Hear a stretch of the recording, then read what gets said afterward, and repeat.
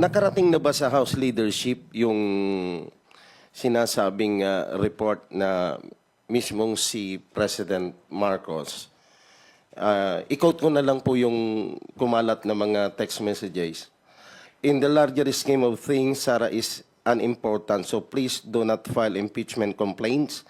It will only distract us from the real work of governance, which is improve the lot of all Filipinos.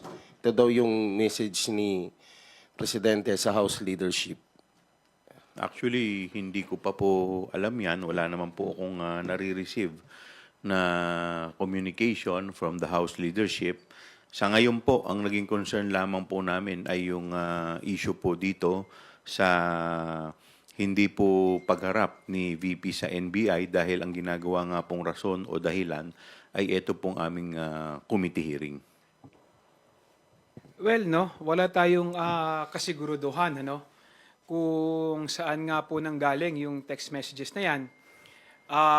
Pero kung ang pinag-uusapan impeachment, lahat naman ng tao, no, may karapatan na mag-file ng impeachment.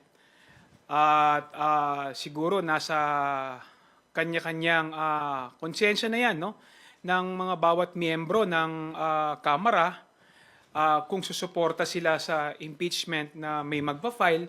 Dahil siyempre hindi naman natin po pwede ring pigilan, no, ang mga miyembro ng Kongreso pag mayroong gustong miyembro na sumuporta sa isang impeachment complaint. Pero kami kasi sa administrasyon, hindi pa nga namin pinag-uusapan, no, patungkol sa impeachment. Dahil abalang-abala nga kami, no, lalong-lalo na dito sa aming mga gawain sa Kongreso. Talagang gusto natin malaman kung ano yung katotohanan, gusto nating malaman kung ano ba talaga yung mga nangyari patungkol siyempre sa confidential fund, no, ng Office of the Vice President at saka sa confidential fund, no, ng Department of Education. At nakikita rin natin na abala din kasi yung ating mga enforcement agencies, so katulad ng DOJ, NBI, no, mga kapulisan sa pag-iimbestiga kung may nilabagbang batas, no, ang ating Vice Presidente, lalong-lalo na sa technical malversation, kung may nilabag ba siyang plunder, kung may nilabag ba siya sa Anti-Terrorism Act, no. So tingin namin yun ang mas importante na kailangang bigyan ng importansya yung mga reklamo na yon sa ating Vice Presidente. Ngayon po ang panahon na pinakamadami pong ganyan, yung mga balibalita sa mga maririnig natin na kung ano-anong sinabi ng ganito, balita ni ganito. But as you can see in the House of Representatives, hindi naman po kami nalihis. Hindi rin po kami natamaan ng mga iba't ibang diversionary tactics. Kahit na marami pong balita sa labas, marami pong noise coming from the outside, the House of Representatives has been very consistent that we were focused on issues of legislative inquiry, issues po dito sa mga hearings natin. And we will continue to do that, no? Siguro po kailangan ma-verify din po yung mga kumakalat na information na yon. But as far as the House is concerned, as far as kasama po namin si Chairman Joel, nakafocus po kami dun sa mga iba't ibang hearings, hindi lang po sa Blue Ribbon, but also the Quadcom. So, yun lang po. Salamat. Sir, I understand that you said po na hindi pa napag-uusapan yung tungkol sa impeachment. Pero meron pong statement si VP Sara Duterte recently. And sinabi po niya, if you would like to comment on this, sabi po niya, if I get impeached, that's my end. Gumastos at magwaldas ng pera ng gobyerno para impeach ang Vice President, para pagtakpan ang kakulangan at pagsisinungaling ng ating administrasyon, pagtakpan na yung mga pangako ay napako at babanatan nila ako. They can try and then let's see. Well, it's another diversionary tactics ng ating Vice Presidente, no, para iiwas na naman ang usapin tungkol dun sa nangyari, no, sa pondo ng Office of the Vice President at saka sa confidential fund ng Department of Education.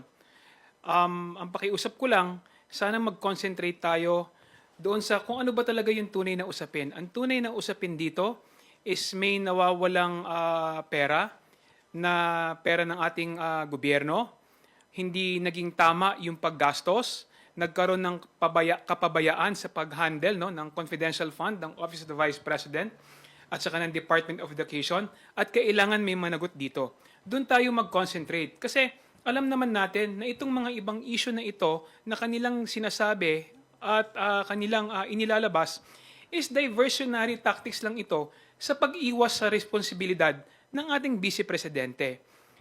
Napakasimple lang naman ito. We want transparency, we want accountability, at kung sino may kasalanan, siya ang dapat managot. Unang-una, yung primary purpose po ng investigasyon din po natin, on top of that, ay in aid of legislation. By next week, magfa-file po kami ng mga House Bill na naging produkto po nito pong investigasyon. So, kaya nga po, sa totoo lang, yung impeachment po ay hindi pa po na pag-uusapan at kung ano pa po dahil sa totoo lang, nakapokus pa po kami dito po sa mga iba po pong usapin. Kasi natanong po sa akin yan sa isang interview kung may ground. So, base po sa aming investigasyon, maliwanag naman po yung ground. Ang tanong lang naman po dyan kung ito po ay itutuloy. Tutuloy po ba, sir? Sa ngayon, wala pa nga po na pag-uusapan, kagaya po na ng binanggit ko. Kaya nga nagugulat po kami kung saan po nanggagaling yung mga ganyang salita. Dahil unang-una, syempre, alam naman po natin yung sitwasyon ngayon. By next year, election na. So, lahat busy. So, kaya hindi ko po masagot kung totoong magkakaroon ng impeachment dahil by February, start na po ng national campaign. By March, start na po ng local campaign. So, yun po ang hindi ko po masagot. Lahat ang mga opinion ng bawat isa, bawat sektor, dapat respetuhin po natin. Dapat nating irespeto yung karapatan ng ating mamamayan, no, na mag-file ng impeachment o ng reklamo sa kanilang mga opisyales, including po sa ating Vice Presidente. Hindi po natin ito kailangan saklawan at kailangan din nating igalang kung meron man sa Kongreso, no, mga na miyembro ng Kongreso na mag-i-endorso nito. Pero kung kami tatanungin ninyo kung meron bang stand ang administrasyon ng Kongreso sa pangunguna ng ating Speaker, wala po, hindi po namin yan na pag-uusapan. Kung meron bang iniutos o sinasabi sa amin, again, hindi po namin yan na pag-uusapan. Ang isa lang ang importante sa amin, no, magawa ang aming responsibilidad, matapos ang aming hearing, makapagpagawa kami ng committee report, no, sa pamumuno ni Chairman Joel, at makapagpasa kami ng mga batas na kung saan mas mapoprotektahan yung paggastos, no, sa confidential fund ng bawat ahensya. Kasi naniniwala po kami na hindi na ito dapat maulit, no? At dapat magkaroon tayo ng safeguard, lalong-lalo na sa paggamit o sa pag-disburse, no, ng mga confidential fund ng kahit anong departamento ng ating pamahalaan. Siyempre, constitutional na duty namin yan as legislators. At kung meron mang maihain or wala, kailangan, siyempre, pag may naghain, kailangan naming actionan. Either we approve it or we don't. We are not delusional, no? We are focused, no? Kung ano yung trabaho na aming kailangan gawin, kung ano yung trabaho na aming kinaharap, we are not mentally stable, no? We are not emotionally unstable, no? So, we are in the right mind. Alam namin yung trabahong kailangan namin gawin at alam namin kung ano yung mga kailangan namin tapusin in aid of legislation. Kung biglang final po yan, syempre, mauobliga rin po yung mga senador to act on it. Di po ba? So, but that is only my personal opinion dahil tinitingnan din po natin dahil syempre lahat naman po kami ay may kanya-kanyang gawain.